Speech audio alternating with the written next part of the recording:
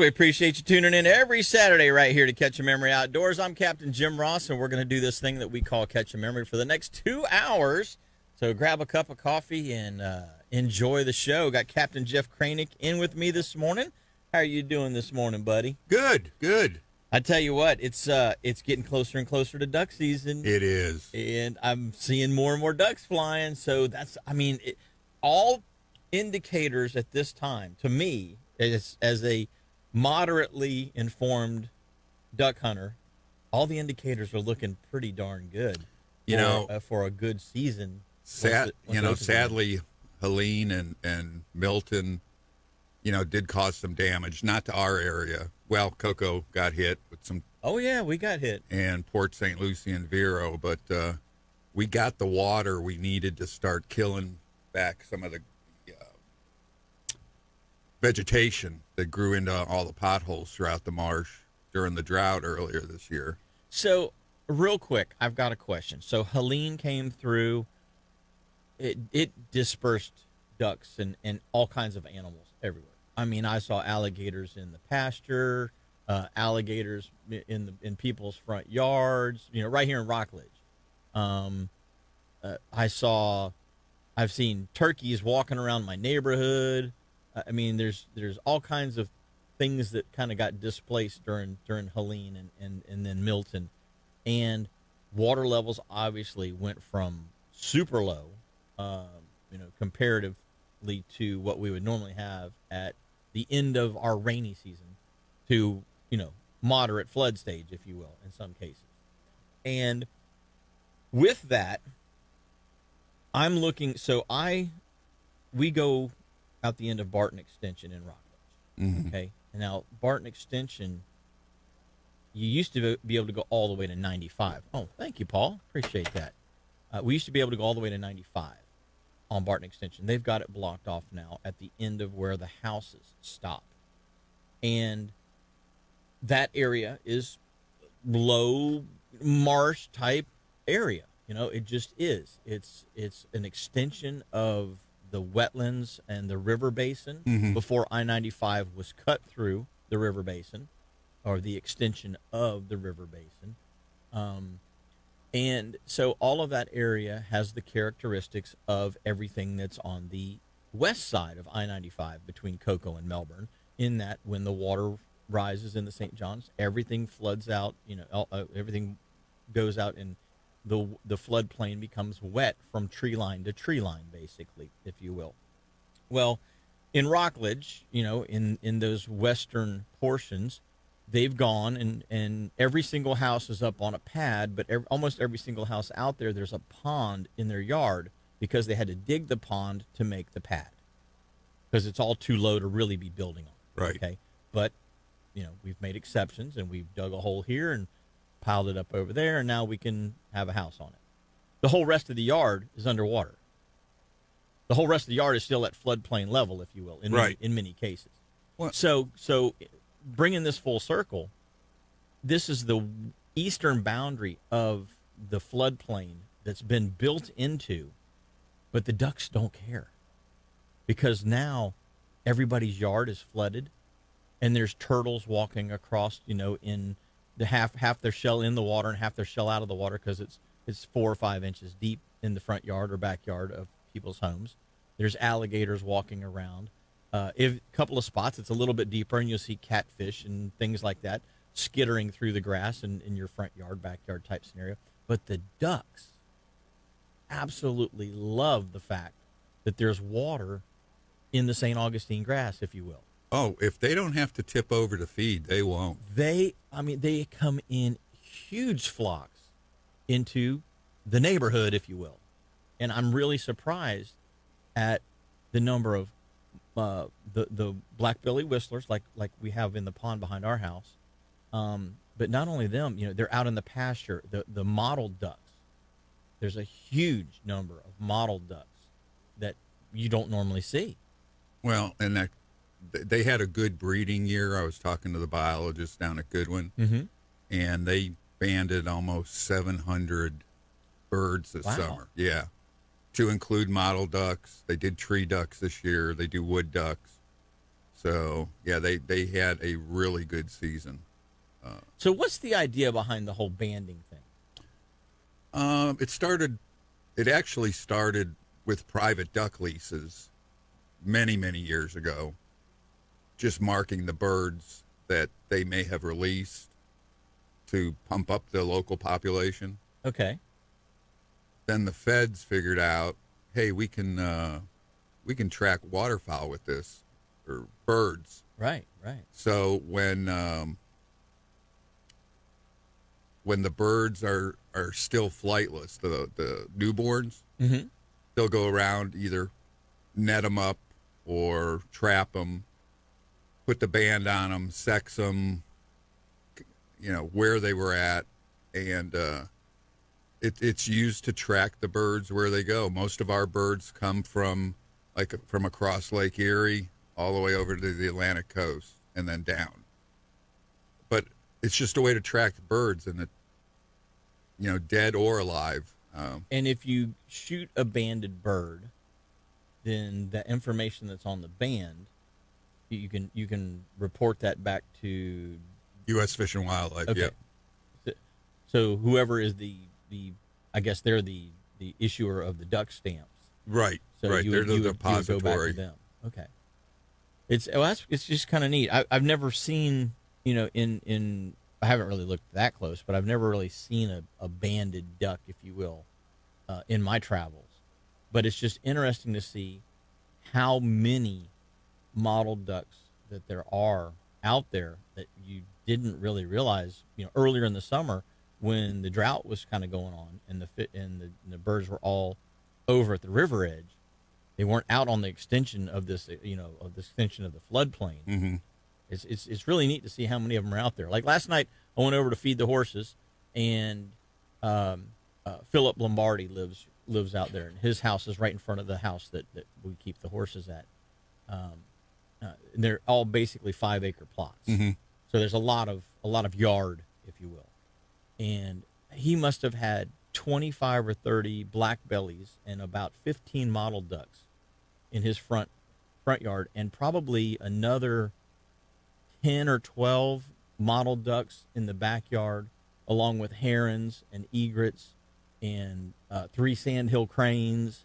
And it's just really neat to see all of the diversity that was in his yard. And then in the yard that we keep the horses at, egrets, ibis, and mottled ducks playing in the puddles. Yep. And now they're not in the pasture. One of the horses could care less. The other horse, it's a big game. Anything lands in the pasture, and he has to go chase it.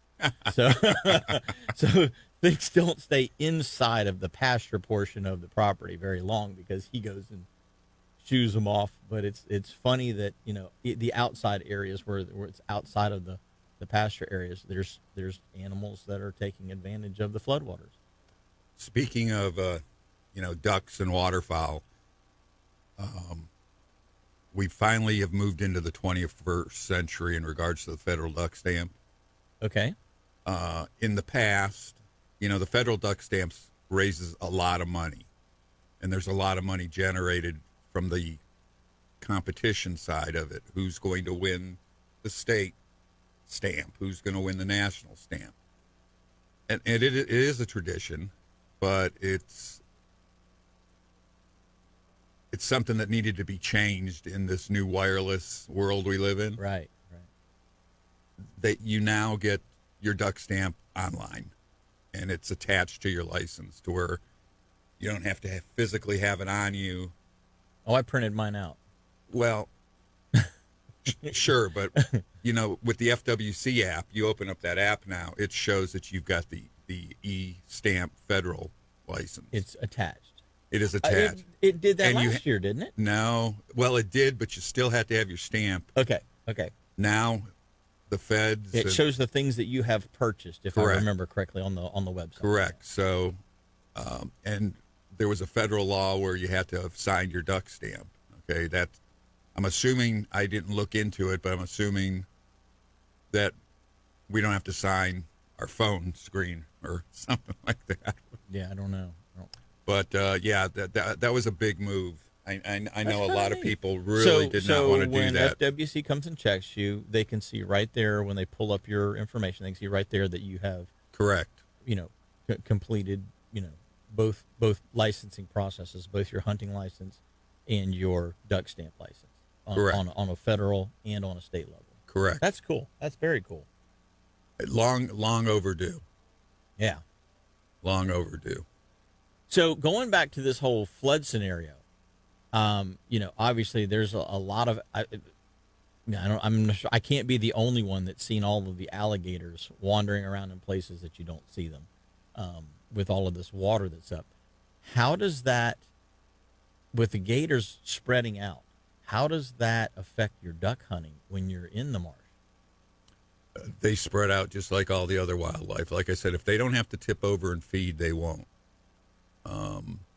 During early teal season, a couple months back, a month and a half, we were watching birds in the marsh, landing on the grass edges, landing on the pastures. It was kind of like if you wanted to hunt that area, you'd push your decoys into the muck in the pasture and then sit down, amongst them. The guys that did that got really good shooting in because that's where the birds wanted to be, walking around, feeding on the seed heads. Yeah. The first week end of early teal wood duck was pretty miserable, especially like you kind of gauge everything in this area, what's going down at TM Goodwin. They had 15 birds come in for the whole hunt. Oh, wow. The first Saturday. And then Tuesday, they had 16 birds come in. Saturday, which was the last day they hunt there, they had like 80 birds come in. So the teal were a little late. A little late this but year. they got here. Gotcha. Yeah. See, now that's one thing, going up and down the Intracoastal Waterway, the Indian or Banana River, Mosquito Lagoon, I don't see a lot of those types of birds. Mm-hmm. I still see, the majority of what I see is still the mottled ducks flying back and forth up and down the Intracoastal. I mean, I see later in the year, like when it gets cooler, Mm-hmm. that seems to be when you start seeing other ducks. You start to see the teal, and then of course the bluegill come in as it gets cold. Right. They seem to show up kind of almost last.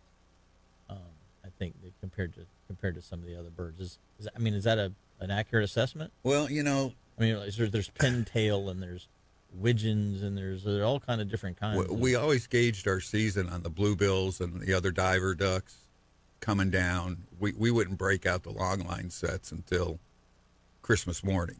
Mm-hmm. Last couple of years, they've been down here before the season started, and which is a good and bad thing because when we break their craws open, they're full of baby clams, Blair's clams. But that just means that the clams that are being put into the lagoon system have been reproducing. That's and they're exactly spreading. it. And they're spreading. Yeah.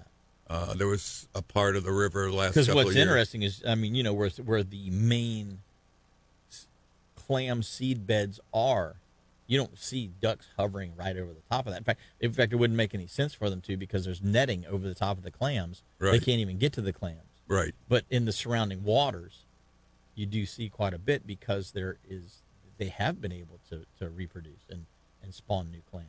Right. Things are working in our favor finally. Yeah. Interesting. Well, guys and gals, we're going to take our first break of the day. When we come back, we got a whole lot more Catch Your Memory with Captain Jeff Kraynik and myself, Jim Ross. If you want to give us a call, 321-632-1000. We'll talk to you in just a second. Welcome back. This segment of the show is brought to you by Lamb Deck. Stop up and see the guys at Lamb Deck in there in Titusville and let them take a look at your boat, get you all tightened up. Jeff, you've got an aluminum boat, and, obviously aluminum in particular down here in this sun gets really hot. You got to put something on it to kind of, make it a little less Hot? Uncomfortable? abusive and uncomfortable when you're out there trying to fish in it. So a product like Lamb Deck works really good on aluminum boats. If you guys and gals get a chance, call Lamb Deck, whether you got an aluminum boat, a fiberglass boat. Get yourself a nice helm pad. If you want to do the whole rest of the deck, especially if you're a guy that's walking around like on a flats boat, this stuff is really, really good. And it's easy to clean up. So give them a call up there at Lamb Deck at 321-505-4888. That's 321-505-4888. Leslie said before we head for the Keys next year, there will be Lamb Deck on the whole boat. On the whole boat. Just letting you know. Just putting it out there. She's put her foot down on you. Very, very calmly. Yeah. Before next summer. Yep. Add it to your list. Thanks, hon. Thanks, babe. Appreciate that. Makes my life easier. Yep. That's for sure. That is for sure. Well, Jeff, we've got a lot of wind this week, and it's not looking like it's going to be a very good week to try to get out and do some fishing. But you got out the other day while the wind was still down and fished around the port and did pretty good. We caught 8 keeper snook, and Really? the whole school. There were 3 of us. Kind of had them surrounded in this pocket in about 20 feet of water, and I had no intentions of fishing that day. But as Captain Pepe's going out the door, goes, "Hey, I'm going to the port to fish." Okay, I'll see you in a half an hour. Right. So we ran up there. I think it was last Saturday, and he's waiting for me. He bought 2 dozen croakers, and off we went. And for an hour, we're throwing croakers into the water into this school. And they're not biting. They wanted nothing to do with those croakers. Yeah. I lost 3 of them either to ladyfish or mackerel. So I looked at Pep and I said, we need to go cast net some finger mullet, because there was a guide there with his clients and then some Cuban gentlemen, and they were hammering them. Just hammering them. But during that time, the guide had went and dropped his clients off because we got a late start, obviously. And it was so good, he came back out and was fishing by himself. Yeah. And again, finger mullet. So we're sitting here with $3 a piece croakers. And you can't give them away. No, nobody wanted them. Yeah. Even after, because we always give whatever extra bait we got, we always slide it to somebody. But we went over there, cast netted about 2 dozen or 3 dozen finger mullet, and it was on like Donkey Kong when we got back. Well, it's interesting that, this time of the year, especially when the cold fronts come through, it's almost like new fish, if you will. There's fish that are migrating south, okay? And so I think that we get fish from ponds that then come down this way, or fish that are beach fish and then come down, and they set up in and around the Port Canaveral area. And they'll be there for a couple of days, and then they're kind of gone. It's almost like they're continuing on south with the mullet, the way that the redfish and the bluefish and the ladyfish and the other fish do. Snook, there seems to be a semi-territorial type of a scenario with them, but we do, especially in the fall time during the mullet run, we get these transient schools of fish that come in. Because what's interesting is, all last week I was out there fishing, and most of the fish were 34 to like 35 and a half inches, or 33 to 35 and a half inches, just over slot. And then one day, 2 days in a row, but one day in particular, everything we caught was between about 22 and 26 inches. Fishing exactly the same spots, exactly the same methods, same baits. Nothing's changed except different fish. And, with those cold fronts and hurricanes and various other things that we get during the fall mullet run, it's interesting to see how diverse the snook population is and how robust it has become over the past 3 or 4 years in particular. And there's constantly new fish entering into the scene. And the other thing is, in the lagoon systems, between Helene and Milton, I was fishing Port St. John through Titusville. The water was beautiful. It was clean. It was starting to get that tea color to it. But we went one day in particular, we went 6 for 10. We hooked 10 fish, 2 shook the hook, 2 broke us off on the mangrove roots. We landed 6. All 6 of those fish were slot size or bigger fish, which for the Indian River Lagoon system is high. I would say I would venture to guess highly unusual. Not just unusual, but highly unusual that you get that many fish grouped up that are of that size out on the edge of the flats, on the mangrove and flat edge. You typically see fish, you'll see 1 or maybe 2 big ones like that are sitting under a tree once in a while. They're normally very spooky. You cast something at them, they go to the next tree. You pull up, cast something at them, they go to the next tree. They just are, they're really, really hard to get to fool. And these fish were, for that whole week that between Helene and Milton, those fish were really happy, really hungry, and very, very user-friendly, if you will. And we fished culvert outflows and caught some fish in the culvert outflows, but it was mainly drop-offs. Anywhere where you had a shallow flat that went into a little bit of a depression or a drop-off, and those finger mullet were streaming up and down that edge, it was game on. The drop-off was the place to be. And so it was really, really good fishing for quite some time. But then you look at what was being caught before then, and when you're catching snook, they're 18 inches, 19 inches, 20 inches. Mm-hmm. You know, they're not anywhere close to slot size fish.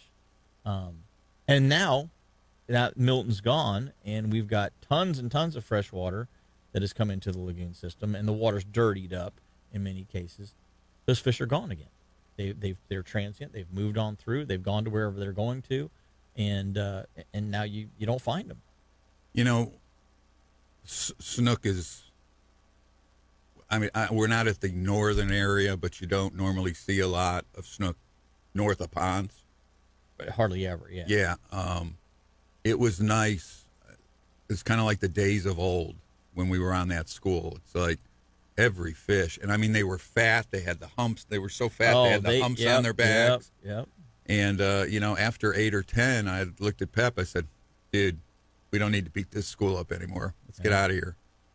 So, I don't normally take fish home, but I've got neighbors that wanted some fish. Well, a nice fresh snook. There's nothing wrong with that. There's nothing. Actually, Capt and Peppy made a big tub of ceviche. So, yeah, it was a good day. Yeah, good day. A good day. You know, to be it's on a the good water. day when the client drops, or the guy drops his clients off and then comes back out. Yeah. By himself. That's a good day. Yeah. Yeah. Because we're just looking forward to getting home and getting the boat cleaned up after we've been fishing all day. Right. So yeah, to come back out, yeah, that's how you know it's a really good day. But yeah, it's interesting to see the different fish as they transition down the coast and move. I'm almost thinking that some of those fish are moving in and out of the lagoon system as well. As we get more fresh water, a lot of times some of those fish will push out of the lagoon into the near coastal waters. You definitely see that down around the Sebastian area because anywhere where the fresh water starts to intrude, especially on the west side, west shoreline coming out of Sebastian River, when that water starts getting really fresh on that side, it pushes those fish out, and they push out to the Spoil Islands, or they swim over to the east bank, and those areas become good areas to fish because now they've got higher concentrations of fish because of those displaced fish because of the fresh water. So it's neat to see them moving around like that. You know, a couple weeks ago, St. John's Water Management had their biannual RAC meeting. Mm-hmm. It's where the stakeholders could come in, make comments. We hear what's going on with them. And, you know, there's been a lot of work done on those outflow canals and river systems.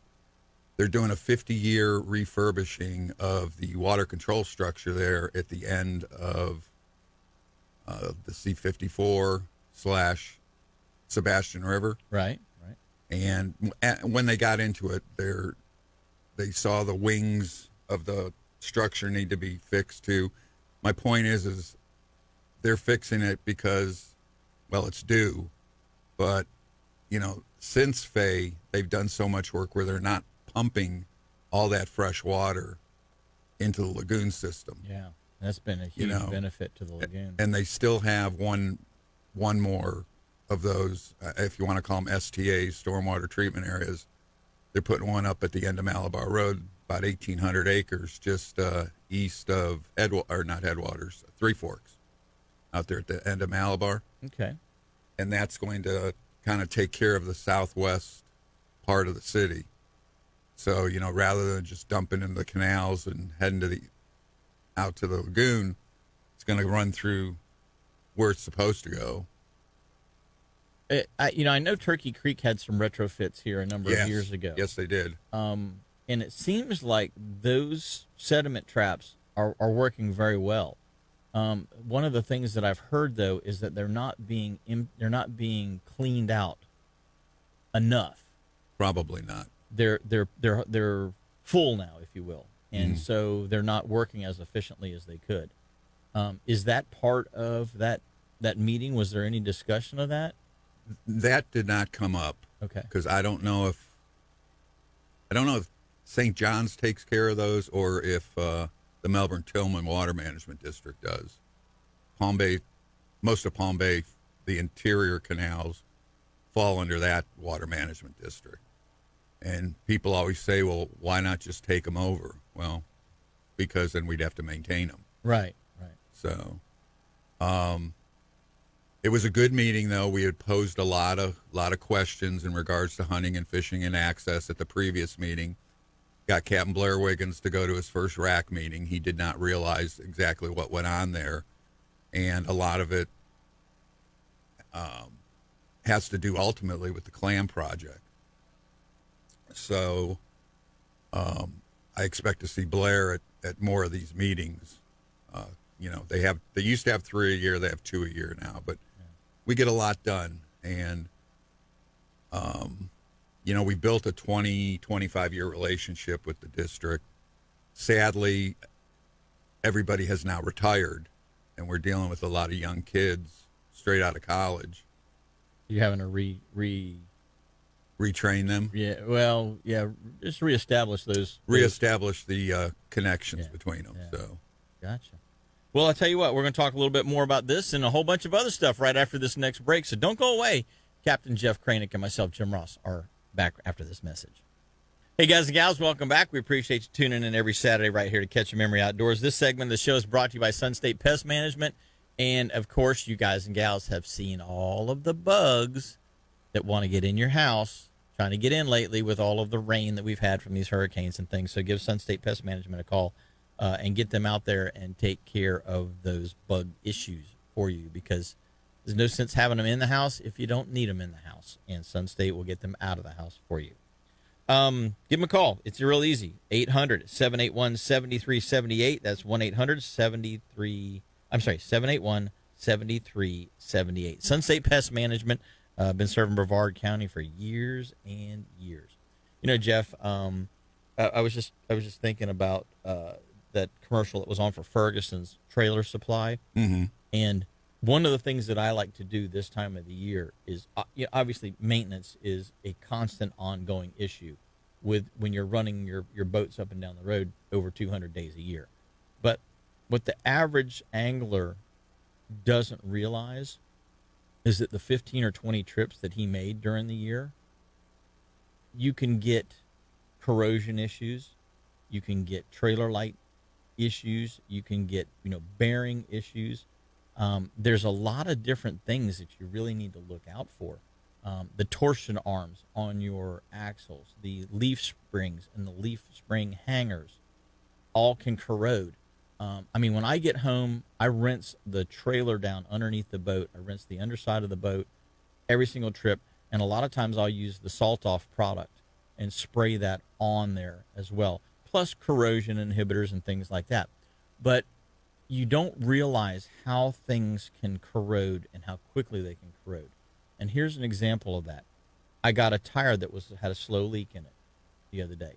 So I go to pull it off to plug it, find the leak and plug it. Trying to get my lug nuts off I was like, you got to be kidding me. They cannot be frozen this tight. and it was a chore to get the lug nuts to come off. Now, when I put the lug nuts on, the last time I changed that trailer tire was just about a year ago. Mm-hmm. Okay, so it had been a year since I had taken that off of there. Well, the aluminum hub or the aluminum rim had sort of frozen to The hub? the hub because it had a full year to try and grow together, with the corrosion there. The lug nuts didn't want to come off. And I know when I put that tire on, when I put that rim and that tire on, there was an entire can of corrosion inhibitor Right. that I sprayed on all four, because I put all four tires on. I sprayed all four the backing plate of the rim and the front plate of the hub. I put corrosion inhibitor grease actually on all of the lug nuts, and so to try and keep them from seizing. And here we are a year later, and I can't hardly get the lug nuts off because they've corroded that much in a year's time. And that's even after I have rinsed. I pull it out of the boat ramp, and 9 times out of 10, I spray the trailer down with, especially the hubs and the brakes with salt off. I got a pump sprayer, and I spray them down. I get home at the end of the day, I wash them with salt off and hose water. But after a year's time, there's that little bit of corrosion that stays in those little cracks and crevices, and you don't realize that. And so, even though it only takes one time, you putting it in and out of salt water one time, and then if it sits there for 6 or 8 months, you've got a problem. So I would highly, highly recommend for all of you guys and gals out there, it's going to blow all week long, okay? All week. It's 20, 25 knots all this week. You're not going fishing, okay? It's not happening. Today's going to be the best day of the year or the week, and it's 15 today. So this is the time of year when you get these week-long blows. That's the time to go get your trailer maintenance. Make sure your wiring's all good. Make sure your brakes are good. Make sure the actuator for the brake is working. Make sure that the disconnect is working so that when you go to back up, the actuator works and the brakes don't lock up on you. Take it into Ferguson's, have them do a once-over on it, and then you're good for another 6 months or a year. And I typically take my trailer in about every 6 months. This particular trailer, I have not, though. I have 2 other trailers that I have taken in for my other 2 boats, or took in for my other 2 boats. I sold one now, so I'm down to 2 boats. But those, I almost religiously every 6 months take it in the spring and again in the fall and let them go through it. And I tell you, it saves a lot of headache. I'm a stickler on PM maintenance. I just always have been. I grew up in high school and college. I worked on a farm back home. Then I worked as a gas station attendant. Did oil changes in between, taking care of the customers. But I had a great boss, and he taught me cleanliness is next to godliness in regards to the shop and the preventative maintenance. Learned a lot from the guy, but for Ferguson's, again, just a wealth of knowledge. Mm-hmm. If they don't have the part, they'll get it for you.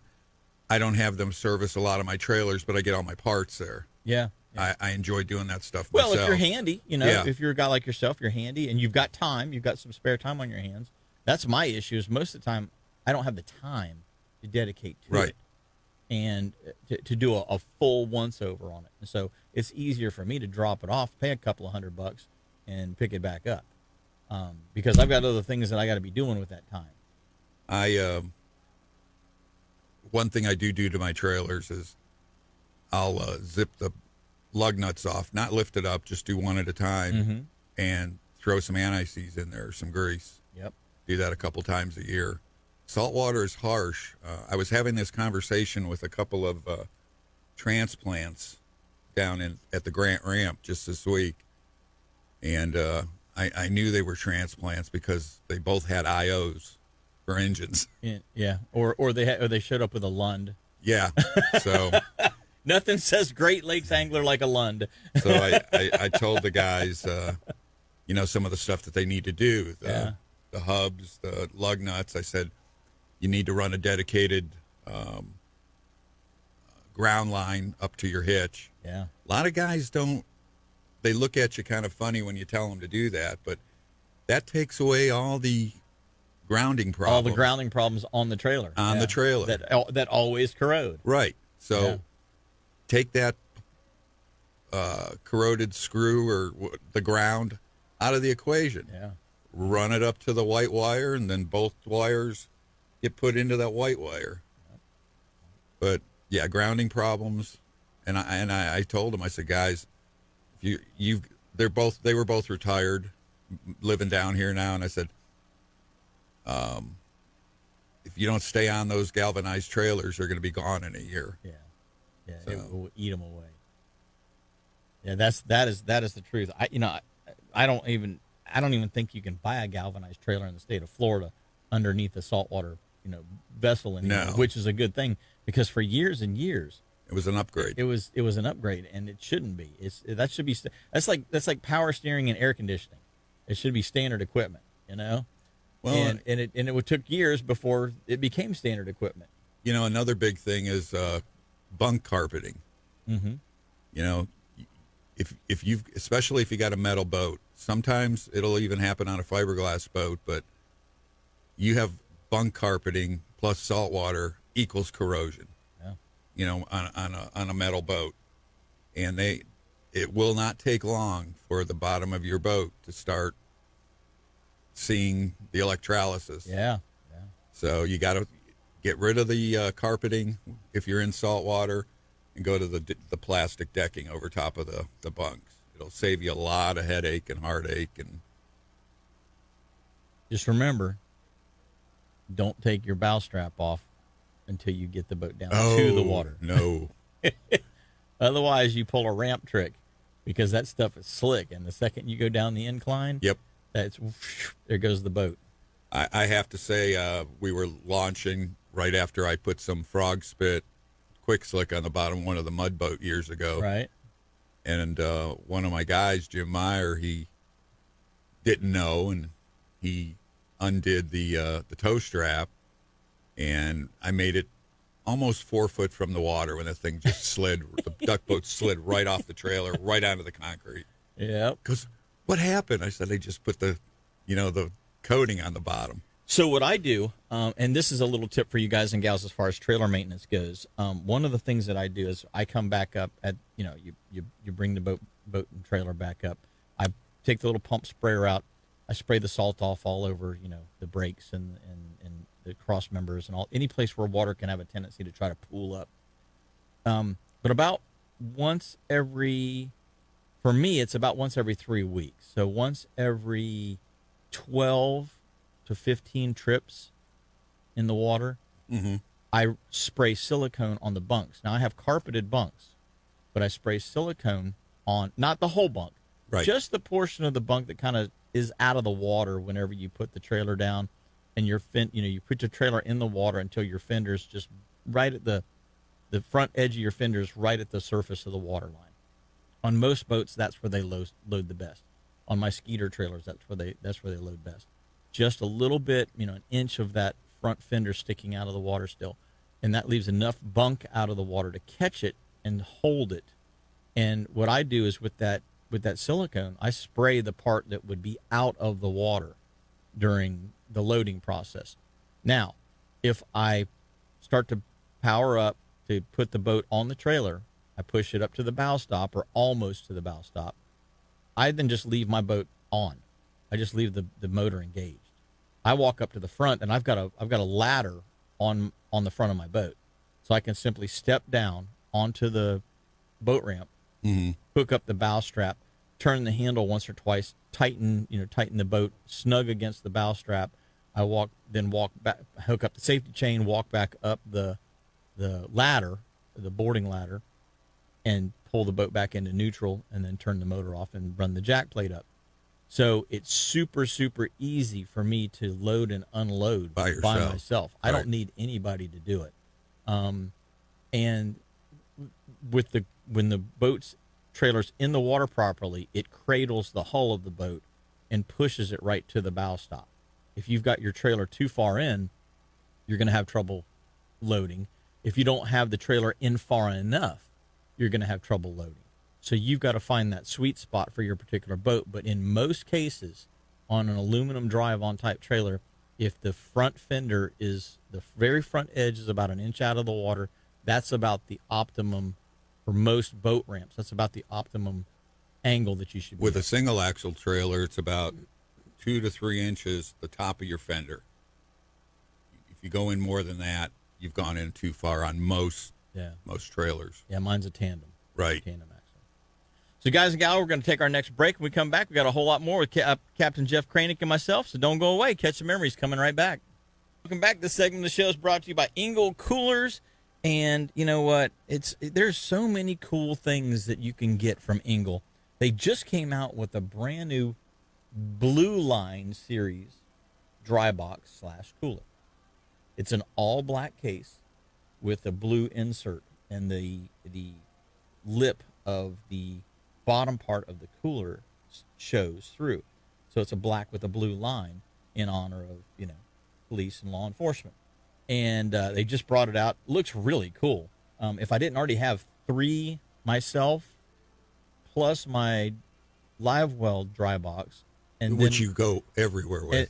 And then my wife's 30. I got her a 30 quart in that sort of mango color because she wanted one of those. If I didn't already have 5 dry boxes, I would buy another one. Yeah, I need a new one. So. Well, that's perfect for you then.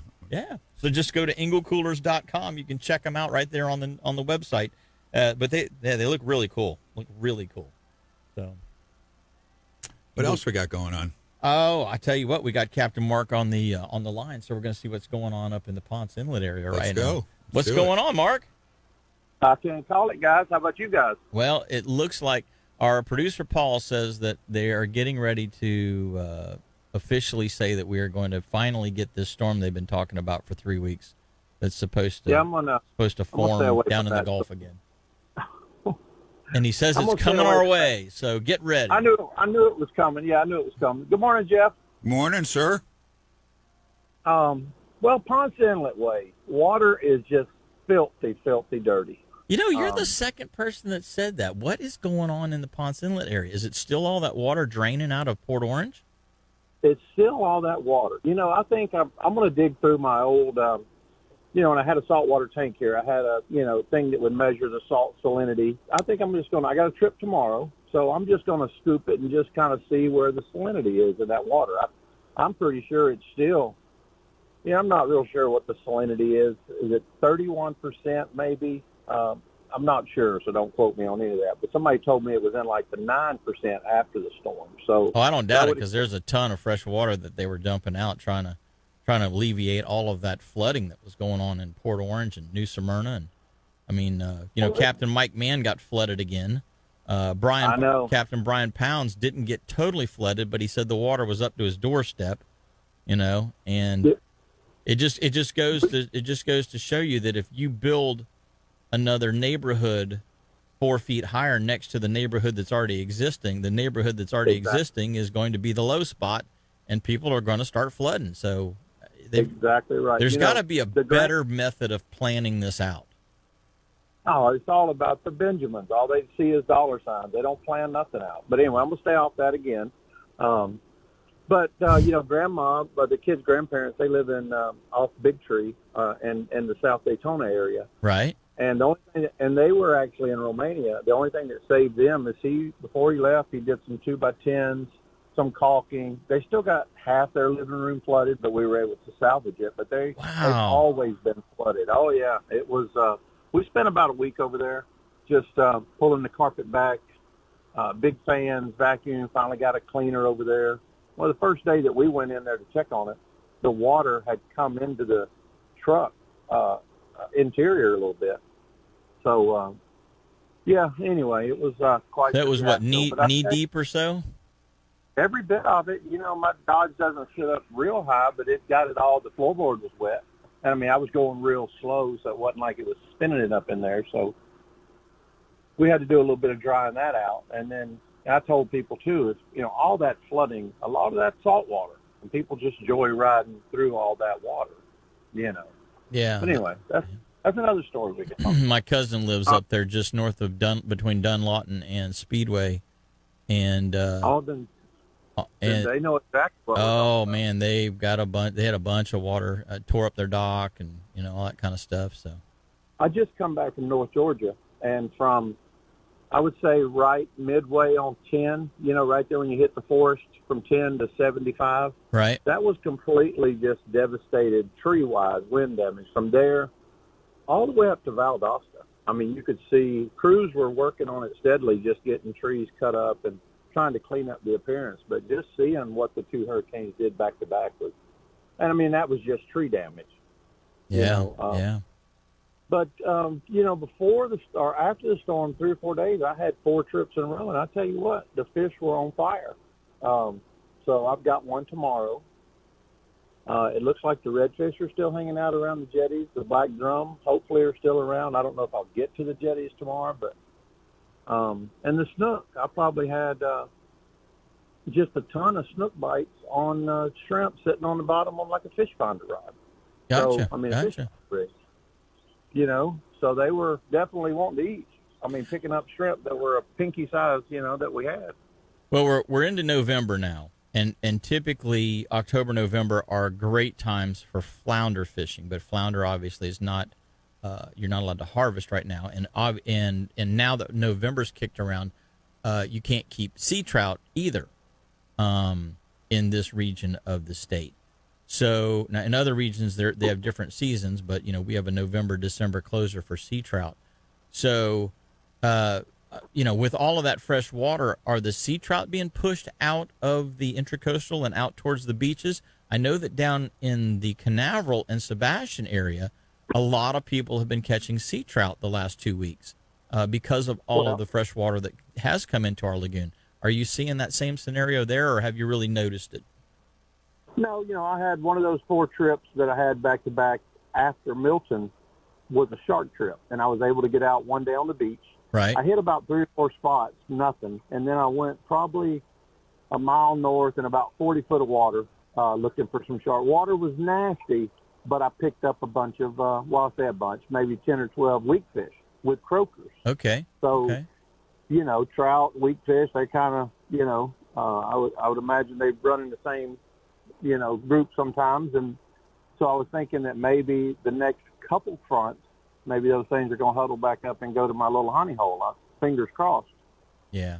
Now, what about flounder? Because I mean, you've been known to catch a flounder or two. Are you seeing any of those right now? Jim, you're breaking up again. Hello. Hello. Yeah. Dad, I didn't ask for GPS spots. I just said you've been finding them. This coverage is horrible up here. Hello. They have been being picked up a little bit, and I think it's all, jigging seems to be a better attack at it because the water's so dirty. You need to make a little noise, make a little motion. But they have been being picked up a little bit, and some pretty decent-sized flounder. So fingers crossed, that trip tomorrow just wants to catch fish. I'm going to target some spots that I think may be holding flounder. Yeah. And they're not really looking for a meat kill. They just want to go out and have a good time and catch some fish. So I'm hoping, and the sheephead have been showing up. Well, that's good. That's good. Yeah, the day before I went out, I did a trip, and probably caught 25 of them in the river.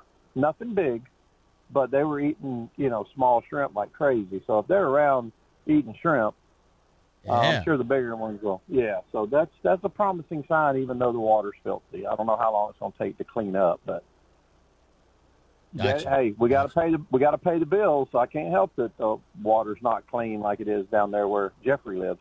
I hear you. Jeff, we got this nasty water. Well, how does somebody get a hold of you, buddy? Well, the easiest Facebook, Captain Mark Gibson / Naughty Diver, Daytona Beach Fishing Charter, you can pop up, or 386-214-1477, and we'll go out there and catch a memory. All right, brother. We appreciate the report this morning, and good weekend, and be safe on the water out there tomorrow, and good luck. You guys too, and we'll be in touch, Jimmy. See you, Thanks, Jeff. buddy. Take care. Hey, gang, we're going to do the catch conditions real quick before we get to the top of the hour. So the fishing and boating conditions from Ponce to Sebastian, we've got a small craft advisory, small craft caution, all of that's going on. Today, though, it's not great, but if you have a little bit bigger boat, you can get out to the inlet. You can maybe get some near shore fishing done. East at 10 to 15. Tonight's going to be east at 15. Seas inside of 20 miles right now are basically about 5 to 6 feet with a dominant period of about 9 seconds. So it's not great fishing by any means, or great conditions, but it's doable in a larger boat if you wanted to. Ponce Buoy right now, 5 foot at 9 seconds, 76-degree water temp. 4-mile buoy at Canaveral, 77 degrees, 4 feet at 11 seconds. The 20-mile buoy at Canaveral is 78 degrees, and it's 6 at 10. Now that's getting a little big. And then the buoy down at Fort Pierce, 79 degrees, 5 foot at 10 seconds. Western edge of the Gulf Stream is 41 nautical miles due east of Ponce. Now check this out, though. 25 out of Canaveral. Somewhere between Ponce and Canaveral, there's a good east-west jog, if you will. And that edge is definitely going to hold some fish on it. So for the guys that do have bigger boats, I would look for that edge to be the place to go to. Tides are high in the morning and low in the middle of the day and high in the evening at all three inlets. And then, of course, your best times to hunt and fish, brought to you by All About Archery. The major this morning in just a couple of minutes, 8:05, I should say the minor, 8:05 to 9:05, and then 6:41 to 7:41 p.m. And then the major for today is right there around 1 o'clock. It's actually 12:53 to 2:53 p.m. So we're going to take our next break. When we come back, we got a whole nother hour of Catch Your Memory Outdoors right after these messages, so don't go away. Welcome back. We got a whole nother hour of Catch Your Memory Outdoors right here with myself, Captain Jim Ross, and Captain Jeff Kraynik in the studio with you this morning. Just looking at some of the comments online. We appreciate you guys and gals tuning in. There's people all over the place this morning. We got people in Vero. We got people in Orlando. We got people in St. Pete, Clearwater area. We got people in South Carolina. We got even people up in Petersburg, PA. So, all right. And somebody else chimed in from the Midwest somewhere out there. South Dakota.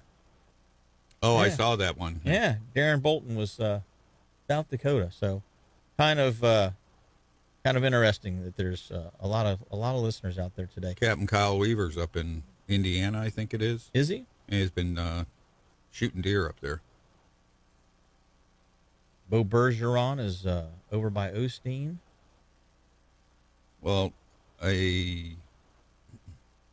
Darren Stephen Bolton asked a question about land mitigation in Vieira. That all started about 35 years ago. Yeah. And the first thing that they put up there was the courthouse, which immediately began to sink.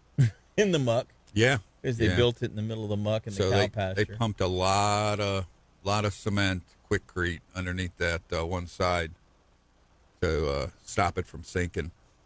The problem there, the land was mitigated, and they have set certain blocks set aside up there. The thing that's going on there is, and it started several years back. I think I said at the last show, 95 was built on the old sand ridge from 10,000 years ago. Parts of it, yeah. Yeah. And then parts of it were built right through the east side of Lake Florence. Right. So, but you don't realize that there's a lot of water pressure that is exerted from the marsh. Right. Which kept the salt water from intruding past the old sand ridge line. Yeah. Well, the more we build, the less pressure there is on the groundwater. They're having saltwater intrusion problems.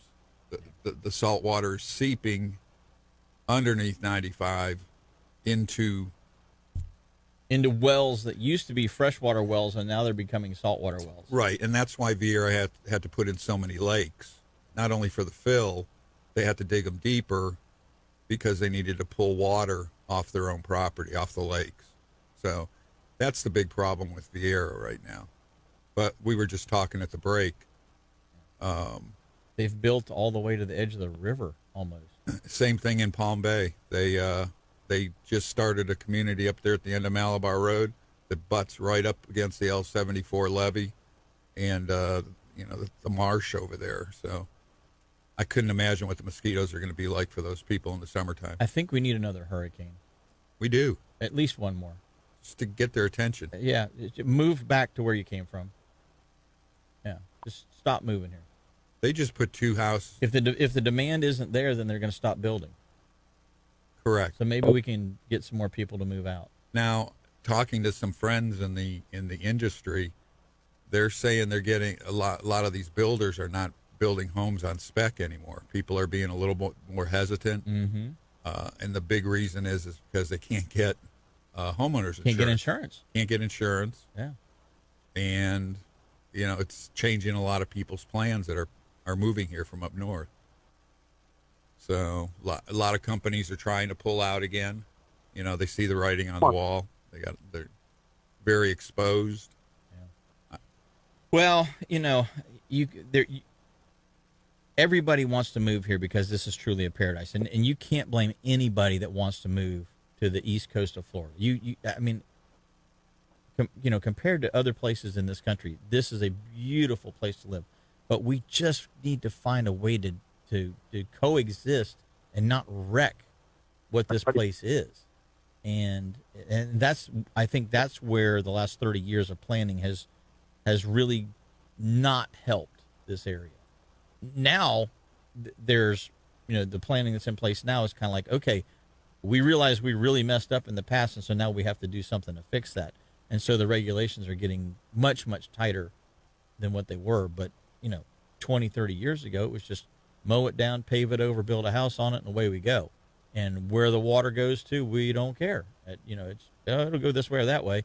And that's the problem like we see in, like Mark was just talking about, South Daytona, Port Orange,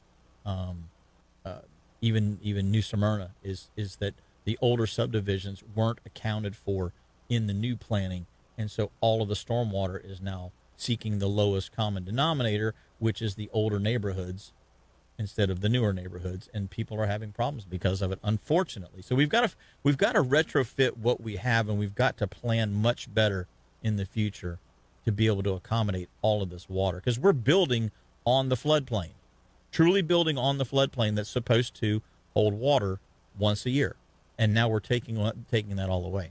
Hey, we've got Capt. Mike Mann on the line. Let's go to the phone lines and see what's going on. Good morning, Mike. Hey, good morning, guys. How are you today? Doing good, buddy. Doing good. How are you doing after the last storm? We're doing all right. I just had the insurance adjuster for the second time come to the house yesterday because apparently when I told them it flooded, they decided to send a wind guy.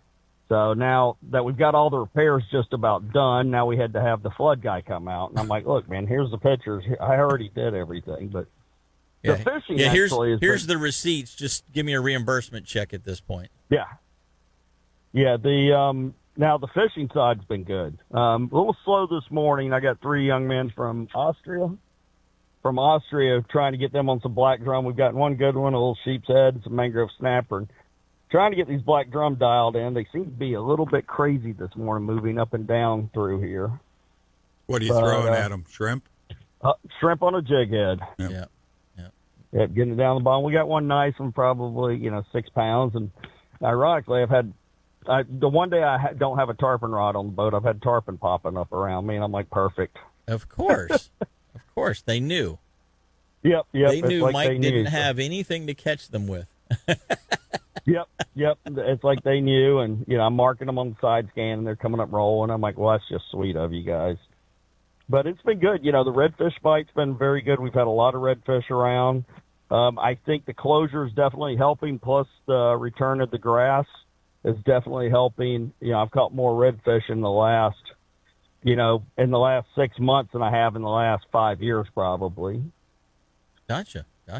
Hey, Mike, talking about the drum and the sheephead, obviously those are typically cooler water species most of the time.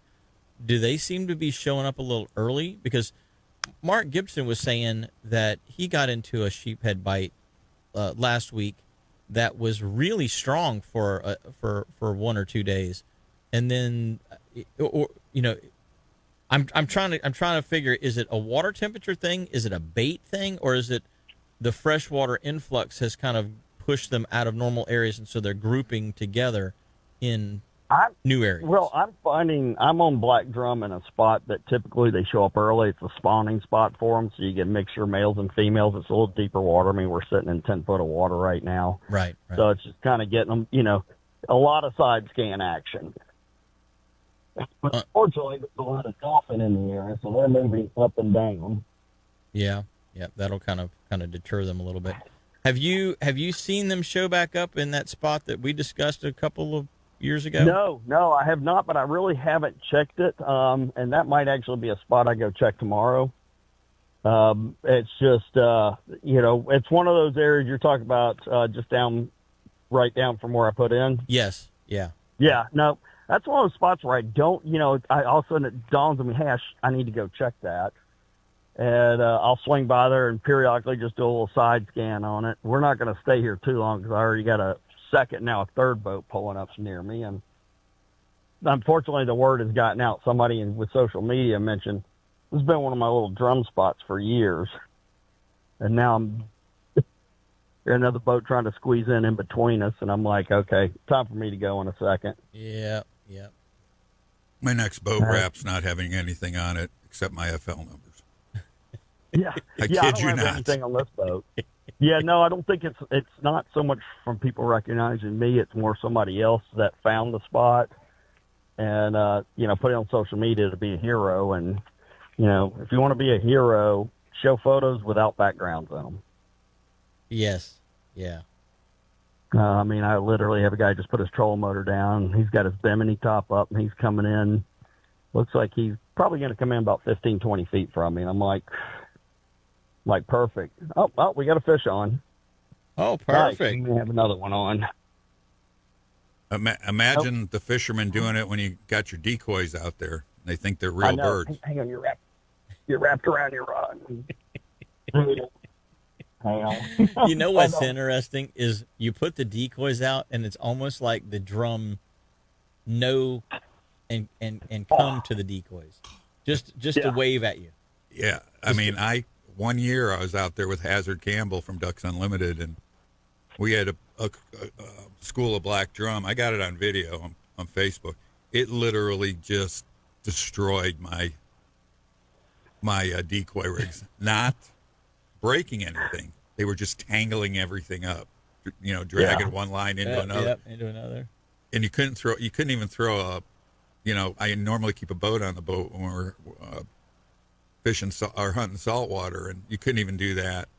It was just a mess. That's funny. That's funny. Just get yanked over. Those were $380 each. So. Yeah, don't lose that one. Don't lose that one. Yep. Have you got him? Have you got him in the boat yet, bud?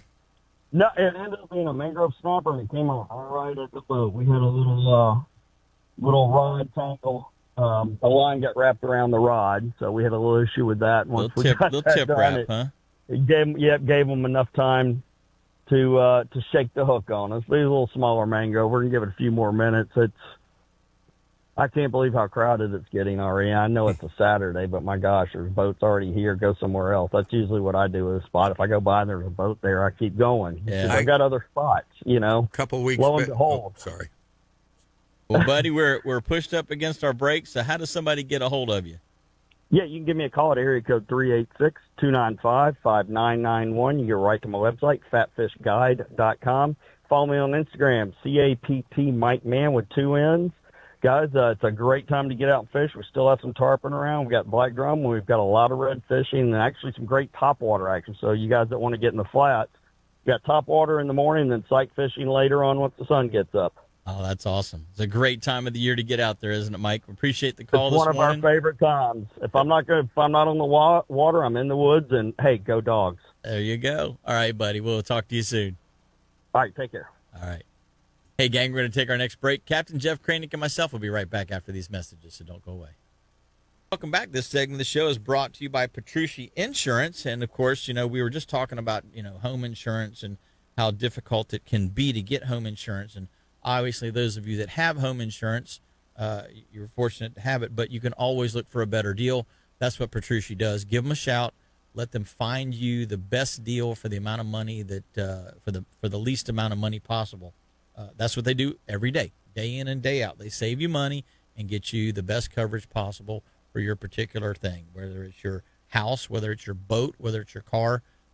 They take care of all of those needs, and you can get them real easily by calling them at 321-632-1200. That's 632-1200. Give Patricia a call and let them work for you.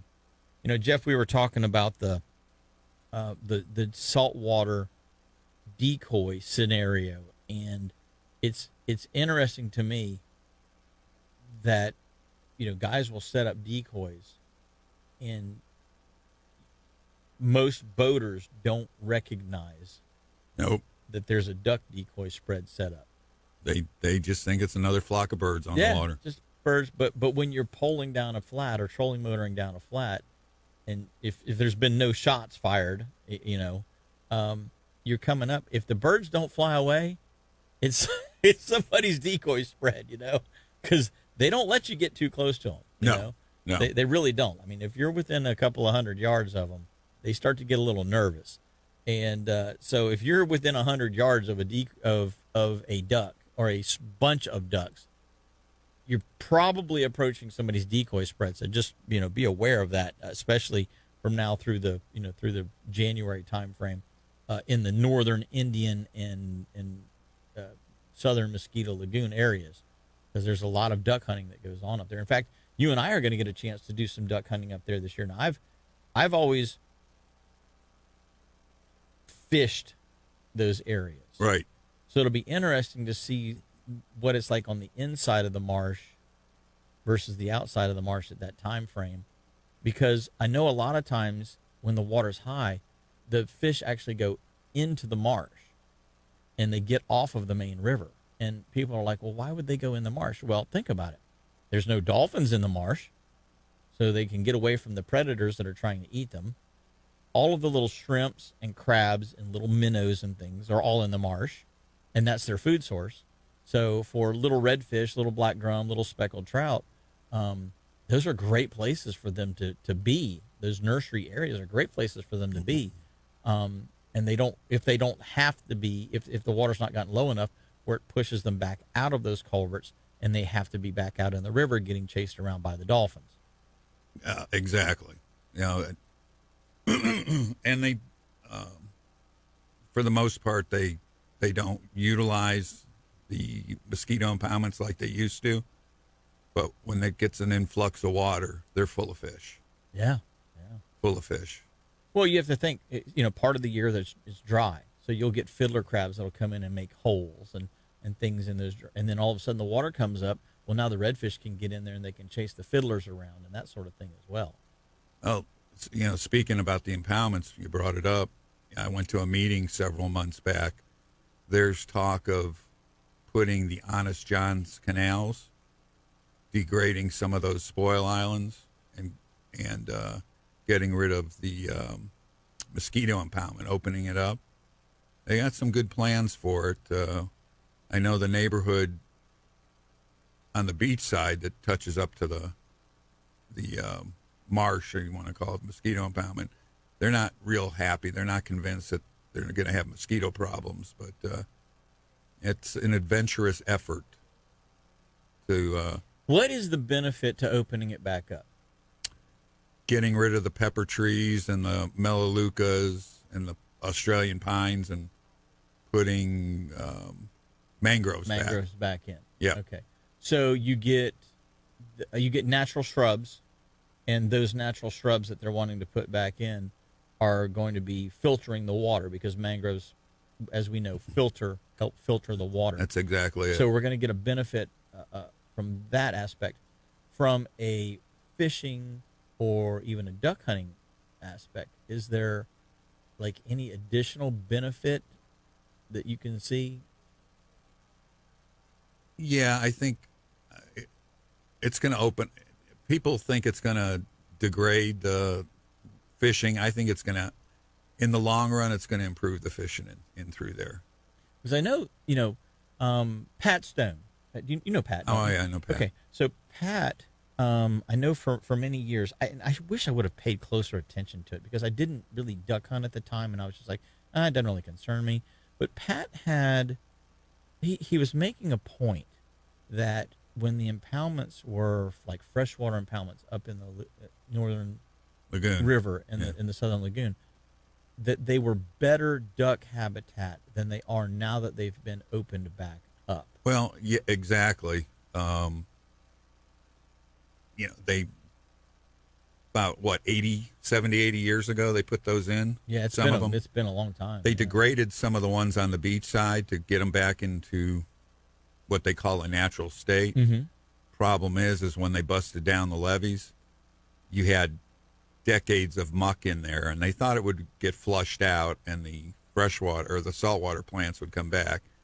It was a total disaster, and they stopped degrading the levees. Okay. And going to let the culverts do their job, because they're just muck holes now. Some of them, and some of them have been open up for over 10 years, and they still haven't cleared out the way that they thought they were going to. Exactly. So that's why you haven't seen a lot of movement back about degrading them. And I know for a while they had excavators out there, actively reattaching the main body of water in the lagoon to those little cut off impoundments, and almost reinforcing like little dike road areas and stuff, right, and then putting in culvert pipes and things of that nature.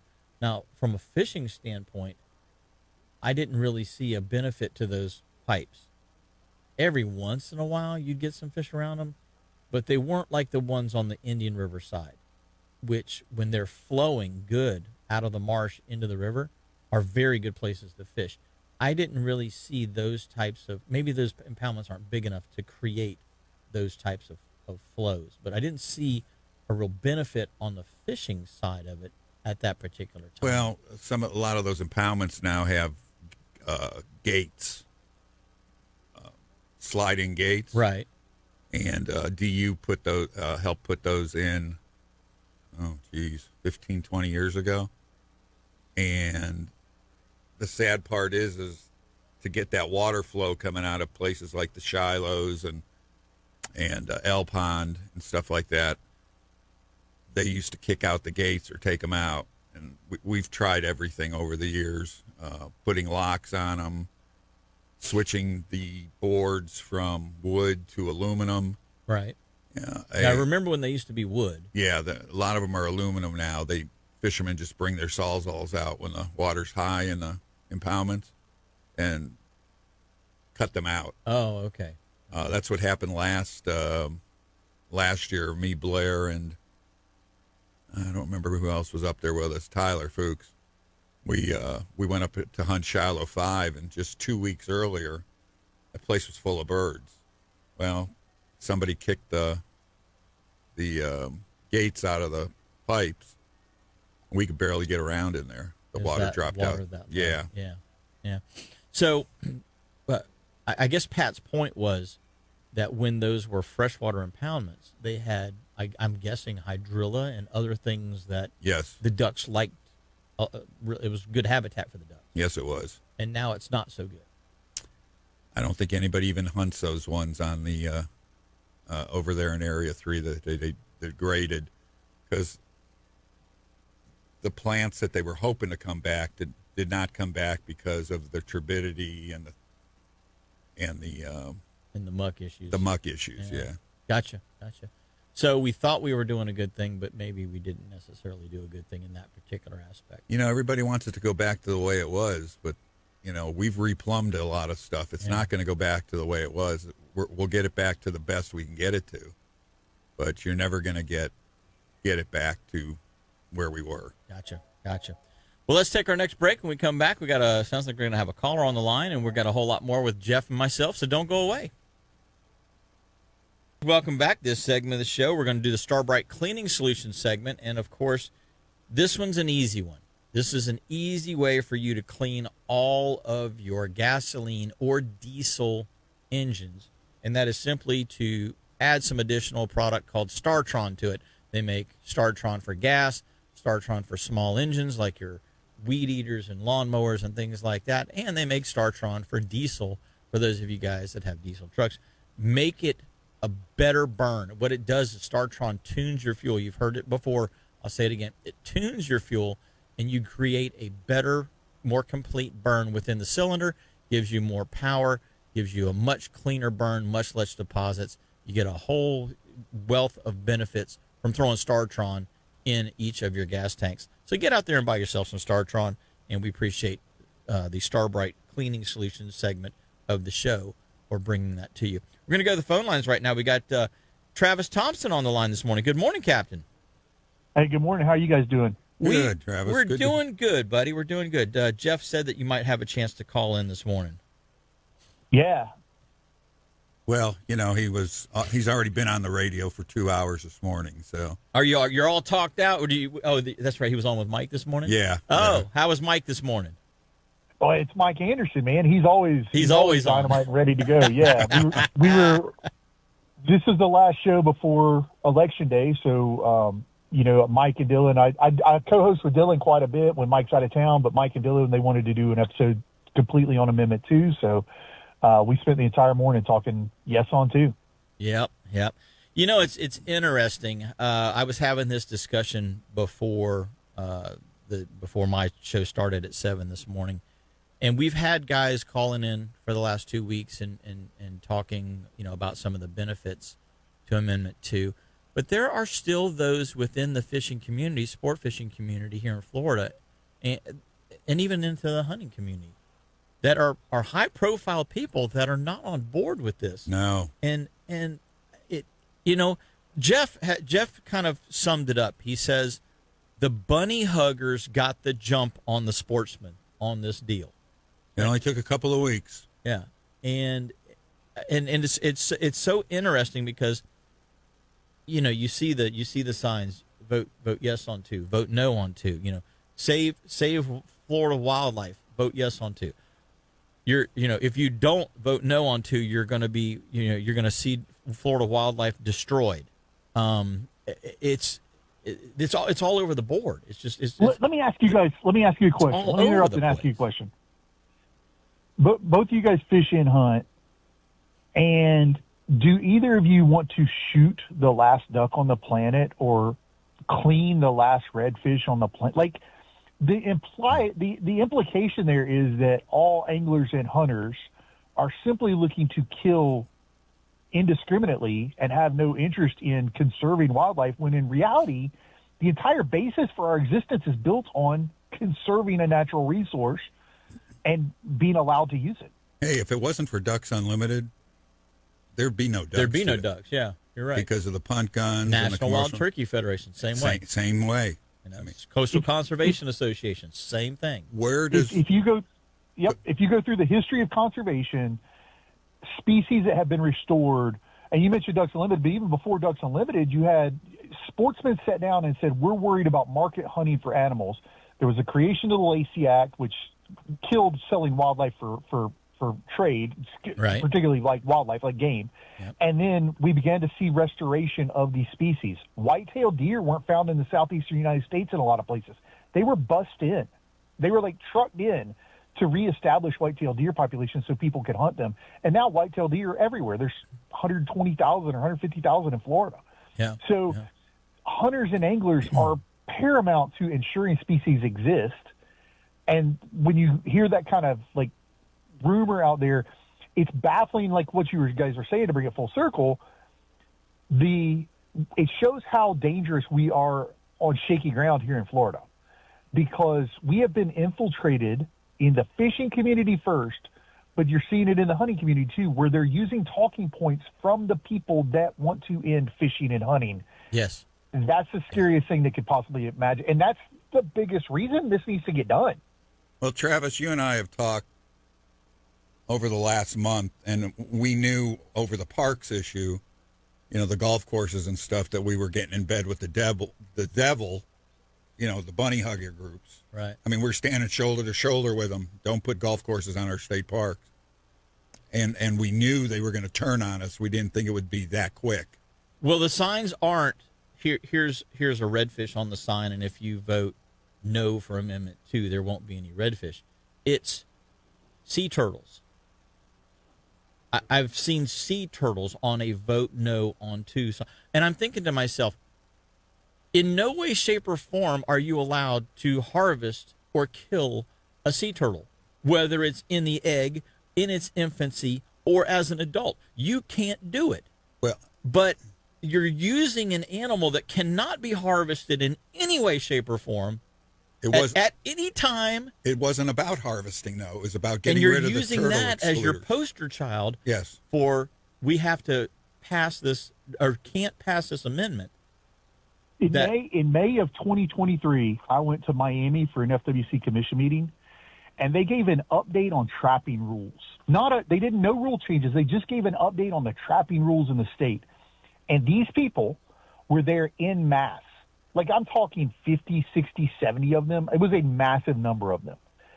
And I was one of 3 people that spoke in support of reviewing our trapping rules and coming up with the best practices. I'm not saying steel jaw traps are the best. I don't know. I'm not a trapper. Right. But I do know this. I bought my first truck. The biggest threat to sea turtles, is actually predators. You have to do localized predator management to ensure those turtle nests don't get dug up and eaten up by your egg eaters, your raccoons, your possums, not really coyotes so much, but a lot of those species will. Hogs. They'll just clean out. Yeah, hogs. Hogs will eat sea turtle eggs. Yeah. Shorebird nests, same kind of thing. So if you care about wildlife, you care about managing the wildlife. It has to be, because there's people here. Yeah. We live here. It's going to require some level of management, and trapping is a part of that management process. And it's these people that, like, they live in almost like the fairyland, right? I love all animals. I care about all animals. And I had someone that she's a wildlife ecologist. We don't see eye to eye on party or most things. And she said, if someone tells me they love all wildlife, I know they don't really know anything about animals. Because she's like, there's certain animals I just think are jerks. And it's really kind of true when you look at it. Like, you get into this binary, well, all wildlife should always be protected for all reasons. And it's like, that's not reality. That's not how the world works. You know, Travis, and I know you and I have talked about this at length. When people question people that know about the conservation portion, I give them the example. Okay, what conservation organizations do you support? A lot of them don't support anything. Right. But the ones that do, I tell them, take it to the next step. And I use Ducks Unlimited as an example. All the millions of dollars they raise, between 86 and 88% every year goes into restoring, preserving, buying up habitat. The rest of it's on office supplies and buildings and the guys that we have to pay that are doing the work full time. Yeah. A lot of these conservation organizations, that number's flipped. You know, they're making huge amounts of money, spending huge amounts of money, but bottom line is they may be only spending 10, 20, 25% on their projects that they're doing. Yeah. So there are actually boots on the ground type projects that are going to benefit wildlife. Correct. There's big payrolls and not much payout. Exactly. When I go to these commission meetings or spray meetings or whatever, I can almost list to a person the organizations that are going to be and have someone in the room. And that person is always overhead, right? Like, that person's not generating revenue for those organizations. That person is like, their salary is a line item. But the groups that always have a person in the room, and you could agree with them, disagree with them, but they always have a person in the room looking out for their view of sportsman's best interest. It's easy, man. It's CCA Florida. It's ASA.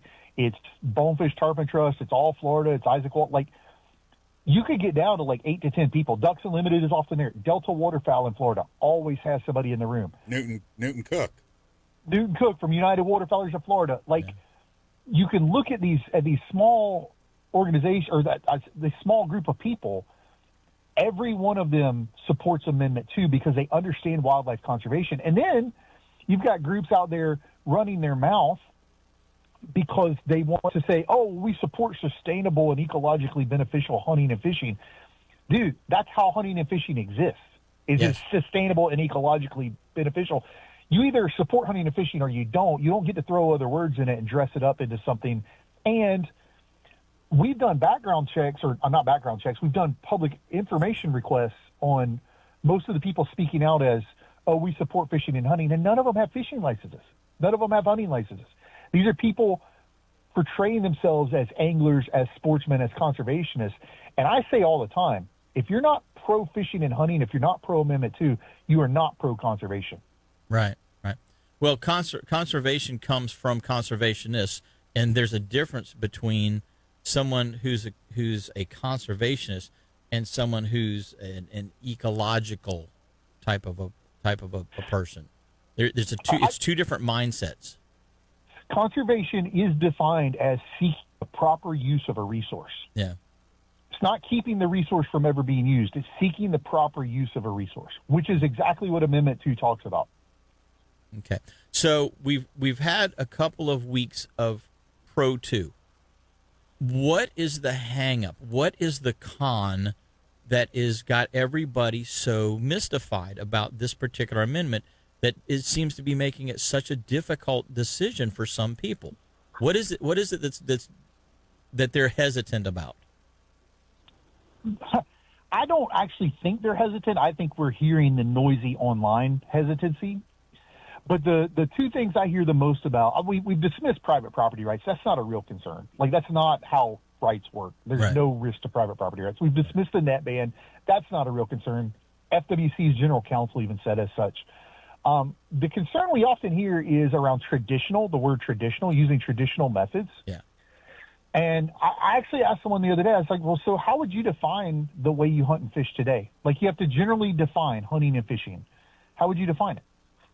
Well, what do you mean? I'm like, well, I can't just say hunting and fishing, because does that mean you can run over a deer with your car? Or, like, how do we define how we pursue fish and game today? We use traditional methods. We pick up a stick with a line tied to it and a hook, and we try to catch that fish. We take a gun and put some kind of ammunition in it, and we try to shoot that deer. We use traditional methods today. That's the other hang up I think that people have is Sentence 2, which is this does not change in any way the authority of FWC. So it's exactly the same today as it is tomorrow. But people read that, and I've seen some people say, well, traditional is going to let people do whatever they want. No, it doesn't change the authority of FWC. They're still going to regulate just like they do today. You can't go spotlight deer at night. Why can't you go do that? Because FWC doesn't deem it appropriate. It's not fair chase. Exactly. Similarly, I've had other people say, well, this gives FWC more authority. No, it doesn't. It gives them they have the exact same authority they had yesterday. It just reiterates that authority to ensure that the methods used are given time, place, and manner by a regulatory agency. Oh, Travis. So, go ahead. I don't know what to do with that. No, I don't know what to do with that. Like, that's really where I see people hanging up, but it's really simple. Now, the language in the amendment has been tested in other states in court. Is that correct? Yep.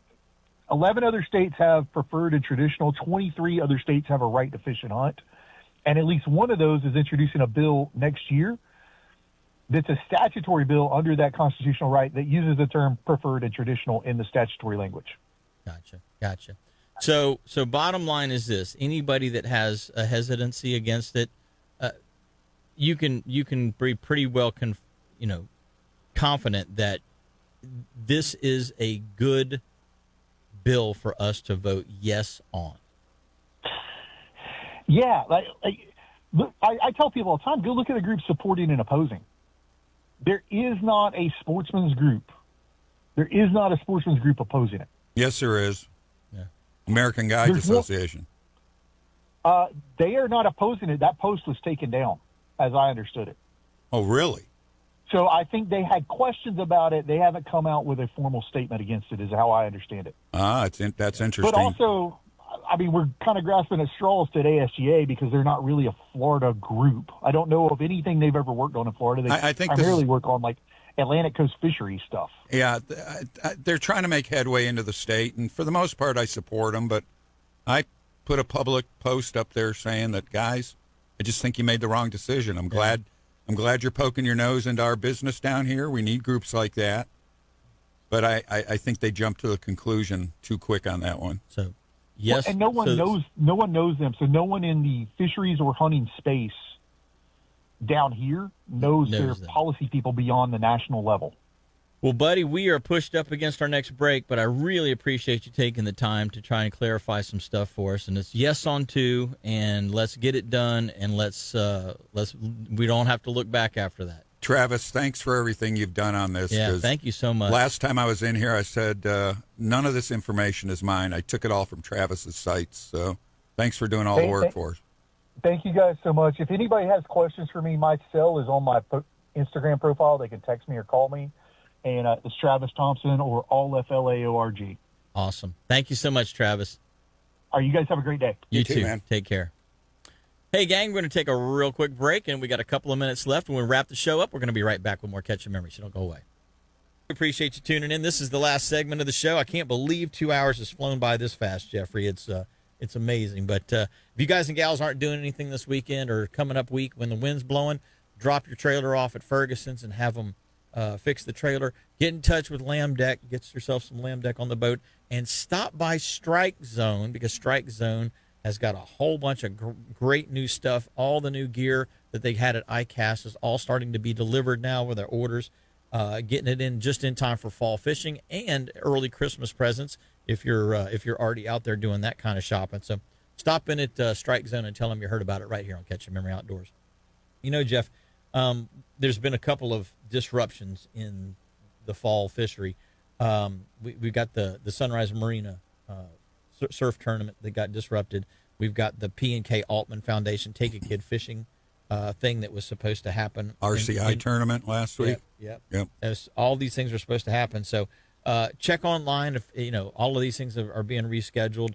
The FSFA Kids Fishing Clinic, I think, is going to be pushed off till just in the beginning of the year as well. But if you guys and gals haven't signed your kid up for the P&K Altman Foundation thing, it has been moved to December the 12th. And they're only taking 40 kids. And I'm actually going to be donating a charter to one of the kids and their families that shows up at the event. So that's going to be a lot of fun. So if you guys and gals want to get involved with that, it's real easy. You can call Mike Phelps, and you can do 863. I'm sorry, not Mike Phelps. You want to call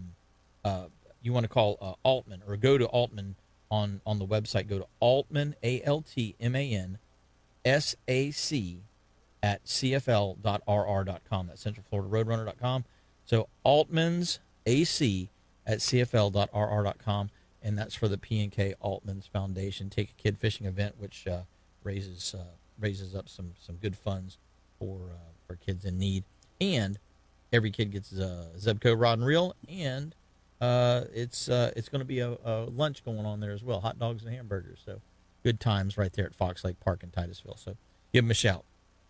TM Goodwin is hosting again a youth hunt out at the property, which is going to be the weekend before the main season, which is the 16th. If you got any questions, call John Webb out at TM Goodwin for information. You don't need a permit. Everybody gets in. May not get the spot you want, but... How many kids can you bring?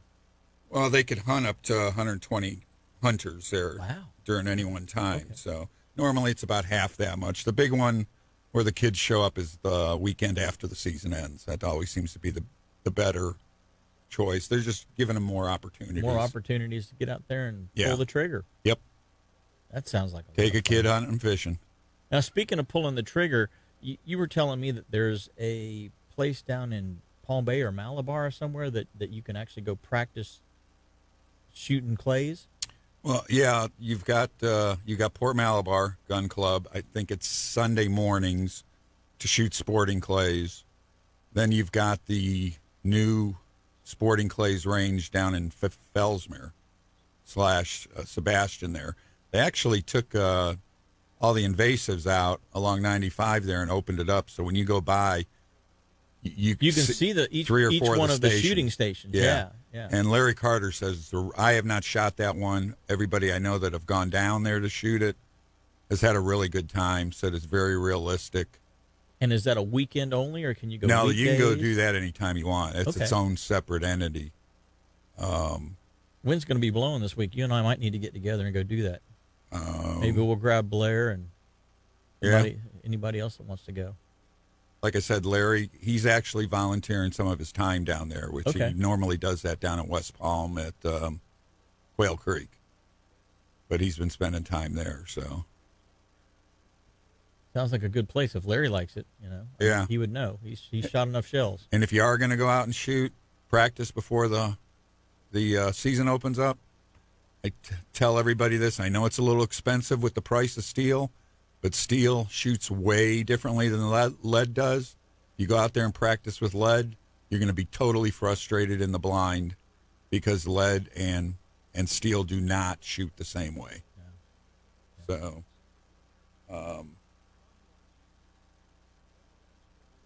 yeah. How many? So just as an example, we're going to go. Let's just say we're going to go down this week. Okay. How many boxes of shells do I need to bring? 100 rounds. Okay. Well, you can either shoot a 50-round course or a 100-round course. Oh, okay. So 4 boxes of shells should get you through the course. Maybe 5 just to have an extra one here and there. Yeah. Okay. All right. Well, that sounds good. I need to get out and do some practicing because it's been since last season that I've shot my shotgun. Because I didn't get out during turkey season at all to do any kind of shotgunning then, and not that that's the same thing, but it's still, still shooting. Yeah, and I'll check on just to confirm with Port Malabar on the Sunday shoots. So, because John Resch, former commander with Palm Bay PD, he meets a group of guys out there on Tuesday mornings, and anybody's invited to go shoot. They shoot trap or skeet every Tuesday morning with him as the range officer. So that's another option. I don't, to each their own, but trap and skeet do nothing for you as a waterfowl hunter. Yeah. You're better off doing the sporting clays or the 5-stand. That's going to be the most realistic because the birds are just going back and forth in trap and skeet. Yeah, they're not coming to or going away or various other things. Okay. Correct. So if you've got an opportunity to shoot the sporting clays, definitely do it. Gotcha. Yeah, I definitely need to do some tune-up. I know that needs to be done. Looking at the weather this week, we need to. Well, and the thing that, as you know, you get a windy scenario. We're going to have 20 and 25 knot winds this coming week. You get 20 knot winds, and that clay is going to fly a little differently. It's going to weave and wobble around just a little bit, So it makes it more challenging. And I'm the kind of person I would rather I'd rather shoot at stuff and nick it or not hit it very well, but get a good realistic type of a shoot in rather than just have something that's, very easy to hit. Because in the blind, they're not very easy to hit. The biggest difference between steel and lead is lead deforms when it's going through the barrel. So you get a shot string where it's more forgiving. Steel doesn't bend in the barrels like lead does, so you get a shot circle. That's the big difference.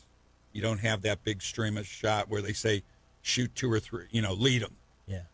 With steel, you don't. Yep. Well, buddy, we appreciate you coming in this week. How does somebody get a hold of you? Facebook, web, Captain Jeff Kraynik, the Coastal Sportsman, and easy to find. Yeah, I'm easy to find. Well, guys and gals, hopefully you enjoyed this week's show. Captain Jeff Kraynik and myself are going to be back again soon, talking about some more duck hunting, probably in about a month and a half.